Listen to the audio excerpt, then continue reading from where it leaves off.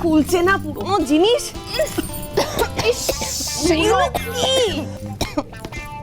কি আছে এটাতে বাবা?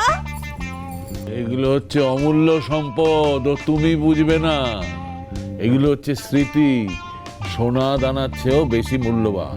কিন্তু বাবা এইগুলো কেন বার করিয়েছেন? এই বক্সগুলোতে তো ছোটদের ছোটবেলাকার জামা কাপড়, সোয়েটার, শীতের জামা কাপড় এগুলো রয়েছে।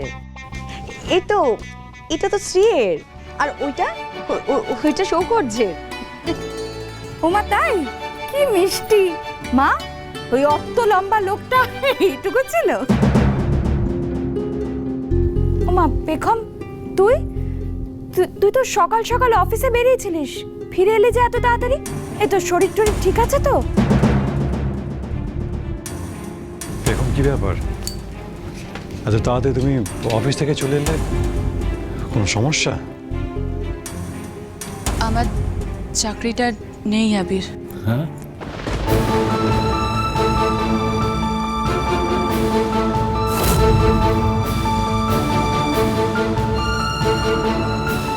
চাকরি নেই মানে?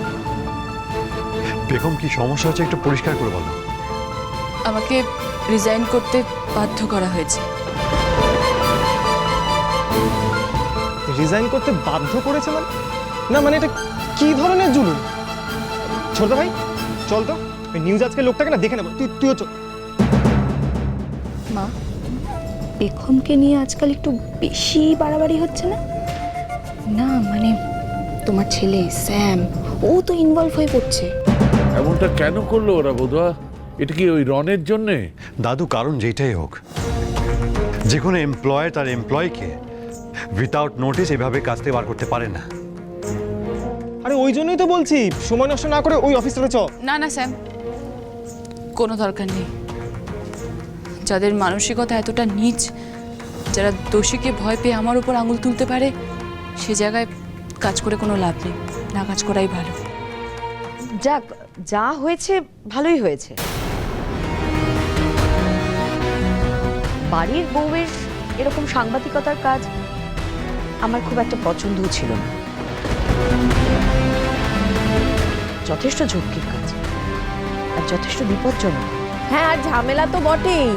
ঝামেলা শুধু ওর একার নাকি, আমাদের বাড়ির, ওর বাপের বাড়ির, আর তাছাড়া বাড়ির বাকি বউরা তো বাড়িতেই থাকে নাকি?